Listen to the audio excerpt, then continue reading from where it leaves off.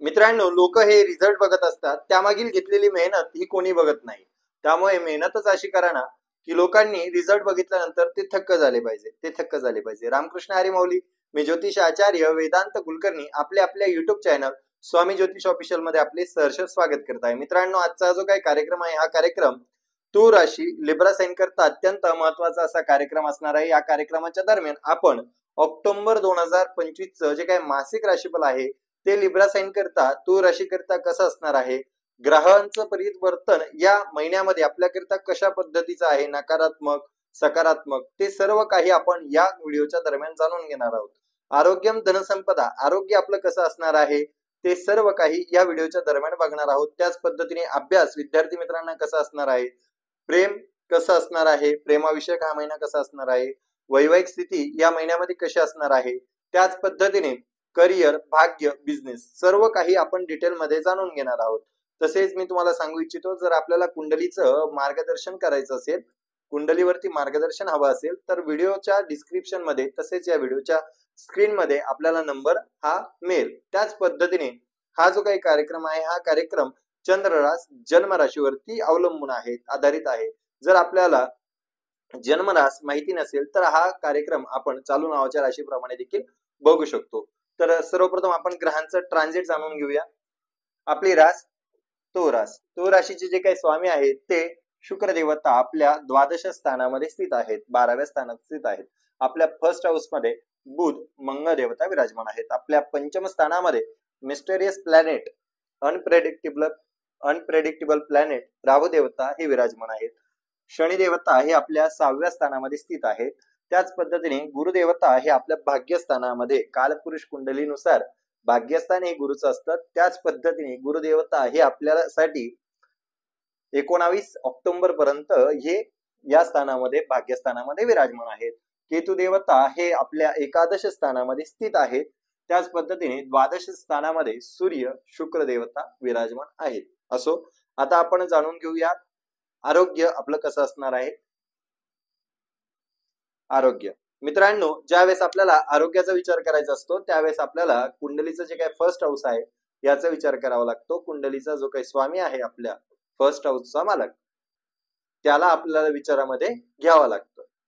असो, आपल्या जे काही फर्स्ट हाऊस आहे, फर्स्ट हाऊसचा मालक शुक्रदेव हे आपल्या द्वादश स्थानामध्ये स्थित आहेत, 12व्या स्थानामध्ये. 9 ऑक्टोबरला ते एकादश स्थानामधून द्वादश स्थानामध्ये त्यांचं परिवर्तन झालेलं आहे. मित्रांनो, मी तुम्हाला सांगू इच्छितो, जेव्हा आपल्या राशीचा स्वामी हा 6 हाऊस, 8 हाऊस आणि 12th हाऊस मध्ये विराजमान असतो, त्यावेळेस त्या ठिकाणी आपली इम्युनिटी पॉवर ही थोड्या प्रमाणामध्ये चलविचल असते. आता 12th हाऊस जे काय आहे ते आपल्याला फॉरेन दर्शवतं, त्याच पद्धतीने हॉस्पिटल दर्शवतं, त्याच पद्धतीने खर्च दर्शवतं.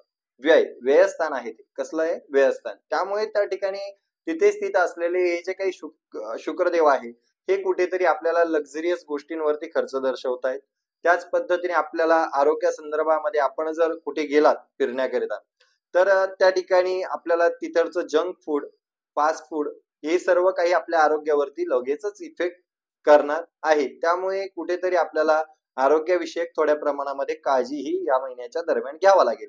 जोपर्यंत जे काही शुक्रदेव आहेत ते 11व्या स्थानामध्ये स्थित होते, म्हणजेच 9 ऑक्टोबरच्या आत, 1 ऑक्टोबर ते 9 ऑक्टोबर, तोपर्यंत आपल्याला कुठेतरी एकादश स्थान म्हणजेच लाभस्थान, आपल्याला कुठेतरी जास्त प्रमाणामध्ये आपलं बंधूचं स्थान देखील आहे. त्यामुळे त्या ठिकाणी आपल्याला आपल्या भावाच्या विषयी थोड्या प्रमाणामध्ये भावाच्या विषयक विचार असतील आपल्या मनामध्ये, मोठ्या भावाचे विषयक, की याला आपल्याला गाडी घेऊन द्यायची आहे, याच्या बरोबर आपल्याला फिरायला जायचं आहे, कुठे ना कुठे अशा पद्धतीचे विचार आपल्या भावाबद्दल आपल्याला जाणवू शकले असतील, किंवा मग आपल्याला स्वतःच्या लाभाविषयी आपल्याला जास्त प्रमाणामध्ये विचार त्या दरम्यान झालेले असतील. असो, आता आपल्याला सांगू इच्छितो मी की आपल्याला आरोग्याच्या दृष्टीने थोड्या प्रमाणामध्ये या महिन्याच्या दरम्यान काळजीही घेतली पाहिजे. असो, पुढे बघूया आपण अभ्यास.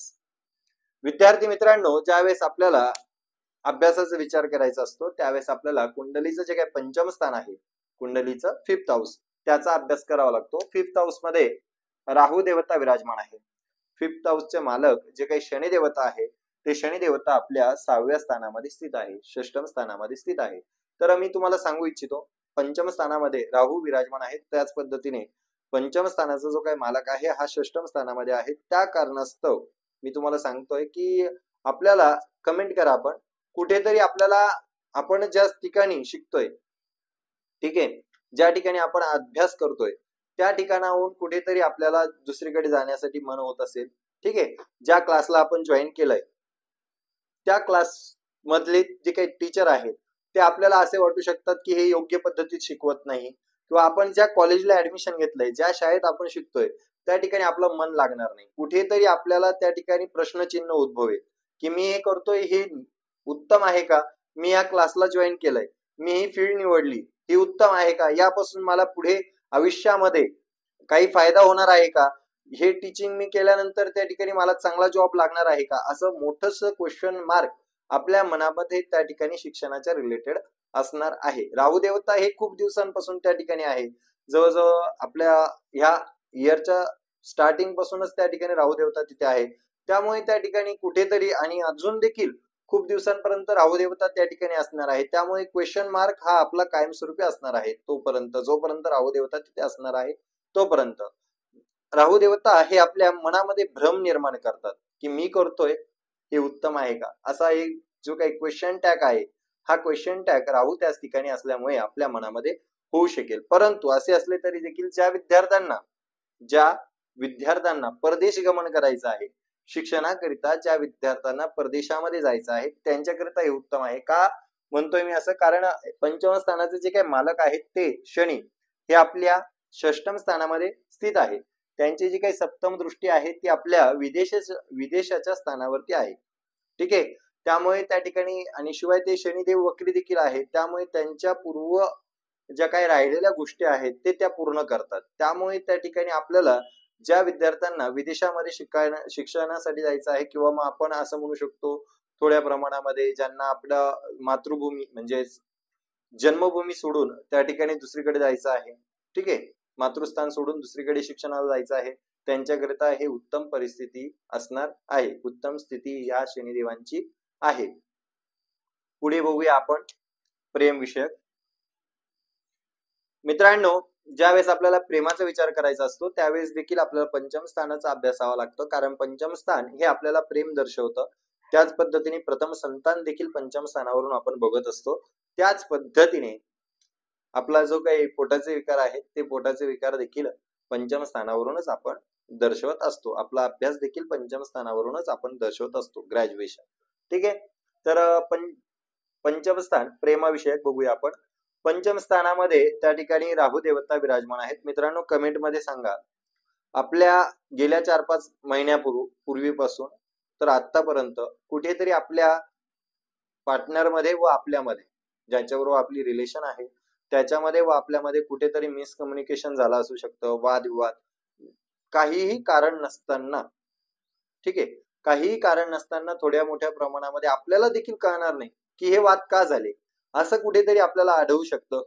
काही नो रिझन, ठीक आहे, नो टॉपिक नो रिझन वाद हे झाले असू शकतात, आणि जर नसेल झाले तर त्या ठिकाणी येत्या काही कालावधीमध्ये डिसेंबर पर्यंत ते होण्याची शक्यता आहे. त्यामुळे कुठेतरी आपण रिलेशनशिप मध्ये जास्त प्रमाणामध्ये समजूतदारपणा दाखवा, आपल्यामध्ये मिसकम्युनिकेशन होऊ नका देऊ, मिसअंडरस्टँडिंग होऊ नका देऊ, रिलेशन तेव्हा उत्तम पद्धतीचं चालेल. त्याच पद्धतीने मी तुम्हाला सांगू इच्छितो, गुरुदेवता हे ज्यावेळेस त्या ठिकाणी आपल्या दशम स्थानामध्ये येणार आहे, ते उच्च राशीस्थ होणार आहे, त्यांची जी काही दृष्टी आहे ती दृष्टी इथे इथे व इथे असणार आहे, आपल्या पंचम स्थानाच्या पंचमेश कडे त्यांची दृष्टी असणार आहे. त्यामुळे जरी वादविवाद झाले थोड्या प्रमाणामध्ये तरी सुद्धा ते थोड्या प्रमाणामध्ये शांत देखील होतील, परंतु इतकाही वादविवाद होऊ नका देऊ की आपल्यामध्ये भांडणं होतील. असो, पुढे बघूया आजचा वैवाहिक जीवन. मित्रांनो, ज्यावेळेस आपल्याला वैवाहिक जीवनाचा विचार करावा लागतो त्यावेळेस आपल्याला कुंडलीचं जे काही सप्तम स्थान आहे याचा विचार करावा लागतो. सप्तम स्थान आपल्याला अभ्यासामध्ये घ्यावं लागतं. सप्तम स्थानाचे जे काही मालक आहेत, सप्तम स्थानामध्ये मेष राशी उदित होत आहे, मेष राशीचे मालक मंगळ हे आपल्या फर्स्ट हाऊस मध्ये विराजमान आहेत, ते 27 ऑक्टोबर पर्यंत विराजमान असणार आहेत. त्यांची जी काही सप्तम दृष्टी आहे ही आपल्या सप्तम स्थानावरती येणार आहे. मी तुम्हाला एक सांगू इच्छितो, एक एक्झाम्पल देतो. मित्रांनो, आपण जर घरापासून थोड्या अंतरावर लांब बसलेलो आहे तर आपली घराकडे काय असते, नजर असते. तर घरामध्ये कोणी दुसरं येऊ शकतं का, नाही ना. आपण ते काय करतो, घर प्रोटेक्ट करतो, जास्त प्रमाणामध्ये प्रोटेक्ट करतो, तिथे नजर ठेवून असतो. ते कुठेही कोणीही त्याला हार्मफुल होऊ नये, घराला कोणीही त्या ठिकाणी चोरीला येऊ नये याकरिता आपण काय करत असतो, त्या ठिकाणी लक्ष ठेवत असतो. त्याच पद्धतीने मंगळ देवता हे स्वतःच्या घरामध्ये दृष्टी देत आहे, त्यामुळे आपल्या मॅरिड लाईफ जी काय आहे ती उत्तम पद्धतीची असणार आहे. आपण आपल्या घरामध्ये घाण करतो का, नाही ना. त्याच पद्धतीने मंगळ देवता हे सप्तम अस्पेक्ट आपल्या सप्तम स्थानावरती देत आहे, त्यामुळे कुठेतरी आपली मॅरिड लाईफ जी काय आहे ती उत्तम, अत्यंत उत्तम पद्धतीची असणार आहे. पुढे बघूया आपण भाग्य. भाग्याचा ज्यावेळेस विचार करायचा असतो मित्रांनो, त्यावेळेस आपल्याला कुंडलीचं जे काही नवम स्थान आहे ते अभ्यासावं लागतं. नवम स्थानामध्ये आता सध्या बुधाची राशी आहे. बुध देवता हे आपल्या एक प्रथम स्थानामध्ये स्थित आहे. ठीक आहे. हा जो काय आहे मित्रांनो, केंद्र त्रिकोण राजयोग आहे. कोणता राजयोग, केंद्र त्रिकोण राजयोग. त्या कारणास्तव त्या ठिकाणी आपण असं म्हणू शकतो की भाग्याची साथ ही आपल्याला उत्तम पद्धतीमध्ये असणार आहे. आपलं नेतृत्व हे तडफदार असणार आहे. आपण कोणत्याही कामामध्ये हात घातल्यानंतर ते काम परिपूर्णपणे आपण करणार आहात. असं का, तर त्या ठिकाणी बुध देवता हे केंद्र स्थानामध्ये गेले, ते केंद्र त्रिकोणाचे मालक आहे, आपल्या नवम स्थानाचे मालक आहेत, धर्म त्रिकोणाचे मालक आहेत. तर उत्तम पद्धतीमध्ये आपल्याला जर एखादं घरामध्ये पूजा पाठ करायची असेल खूप दिवसांची, तर त्या ठिकाणी या ऑक्टोबर महिन्यामध्ये ते योग येत आहेत. त्याच पद्धतीने आपल्याला जर ट्रेडिंग विषयक प्रश्न असेल आपला, मी ट्रेडिंग करू इच्छितो, काय होईल, तर ट्रेडिंग सुद्धा अत्यंत उत्तम फ्रुटफुल आपली चालणार आहे. त्याच पद्धतीने शेअर मार्केटमध्ये आपल्याला जर इन्व्हेस्टमेंट करायची असेल, एफडी करायची असेल बँकेमध्ये, त्याच पद्धतीने आपल्याला आपल्या पैशाचा विनियोग करायचा असेल तर तो उत्तम पद्धतीचा असणार आहे. तुम्हाला एक अजून सांगतो की गुरुदेवता हे आपल्या या स्थानातून चंद्राच्या राशीमध्ये, ठीक आहे, चंद्राच्या राशीमध्ये स्थित होणार आहे. त्यावेळेस त्या ठिकाणी गुरुदेवतांची दृष्टी जी काय आहे ती आपल्या वाहन सुखाच्या तसेच घराच्या सुखाच्या स्थानावरती येणार आहे. ठीक आहे. त्यामुळे त्या ठिकाणी आपण उत्तम पद्धतीचं घर देखील घेऊ शकता या कालावधीच्या दरम्यान. त्याच पद्धतीने आपल्याला जर एखादा गाडी घ्यायची असेल तर वाहन खरेदी देखील उत्तम पद्धतीमध्ये आपण कराल. आपल्याला भाग्याची साथ उत्तम पद्धतीने लाभेल. परंतु असे असले तरी देखील मी एवढं सर्व सांगितलं, पण जर आपण गॉड प्रॉमिस घेऊन येत असाल कुंडलीमध्ये, आपलं पूर्वजन्माचं कर्म जे काय आहे ते कुठेतरी थोड्या प्रमाणामध्ये वीक असेल, आपल्या भाग्य जन्म कुंडलीमध्ये आपलं भाग्य जर वीक असेल तर मात्र हे ट्रान्झिट त्याला काही करू शकत नाही. परंतु भाग्याचा जर विचार केला तर या ठिकाणी उत्तम पद्धतीचा आहे. पुढे बघूया आपण करिअर. मित्रांनो, करिअर साठी आपण दशम स्थानाचा अभ्यास करत असतो. तर दशम स्थानामध्ये चंद्राची राशी आहे. चंद्र हा प्रत्येक 2.25 दिवसानंतर राशी परिवर्तन करत असतो. त्यामुळे त्या ठिकाणी आपल्याला सूर्य याचा विचार करावा लागेल. सूर्य हा आपल्या द्वादश स्थानामध्ये आहे. बिझनेसचा देखील आपण या ठिकाणी अभ्यास करत आहोत. द्वादश स्थानामध्ये आहे शुक्राबरोबर. त्यामुळे आपल्याला करिअरच्या रिलेटेड कुठे ना कुठे प्रवास हा आपल्याला करावा लागणार आहे करिअरच्या रिलेटेड. त्याच पद्धतीने बिझनेसच्या रिलेटेड सुद्धा आपले एक्सपेन्सेस हे वाढणार आहे, कारण त्या ठिकाणी शुक्र हा एक्सपेन्स खर्चाच्या ठिकाणामध्ये जाऊन बसलेला आहे, स्थानामध्ये जाऊन बसलेला आहे. त्याच पद्धतीने सूर्यदेव हे 17 ऑक्टोबरला आपल्या प्रथम स्थानामध्ये स्थित होणार आहे. त्यावेळेस त्या ठिकाणी सूर्य व मंगळ दोन्ही अग्नितत्वाचे ग्रह आणि अग्नितत्वाचे ग्रह असून ते प्रथम स्थानामध्ये स्थित आहे, आपल्या स्वतःच्या स्थानामध्ये, व्यक्तिमत्वाच्या स्थानामध्ये. त्यामुळे कुठेतरी आपल्यामध्ये तडफदार नेतृत्व क्षमता ही असणार आहे, परंतु आत्मविश्वास देखील असणार आहे. परंतु ओव्हर कॉन्फिडन्स होऊ देऊ नका. याचं कारण असं की या स्थानामध्ये स्थित असलेले सूर्य मंगळ हे दोन अग्नितत्वाचे ग्रह हे आपल्याला कुठेतरी आर्ग्युमेंट करू शकतात. काय करू शकतात? आर्ग्युमेंट.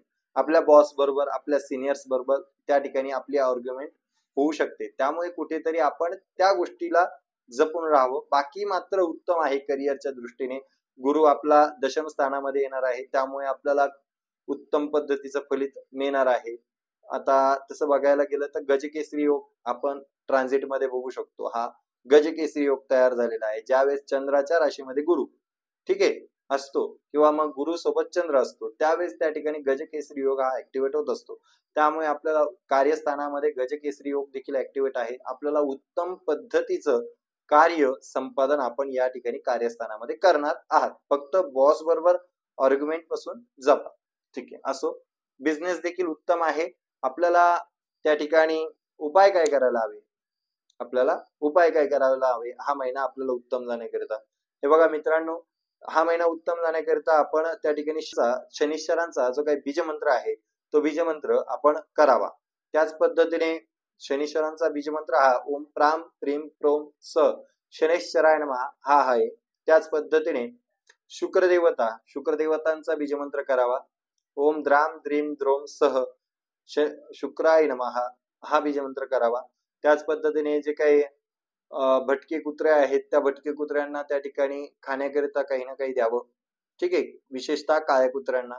त्याच पद्धतीने विहिरीमध्ये जे काही मासे आहेत त्या माशांना त्या ठिकाणी दान करावं. त्याच पद्धतीने हनुमान चालीसेचं नित्य पठण करावं. याने आपले जे काही हा महिना आहे हा उत्तम पद्धतीचा आपल्याला जाईल.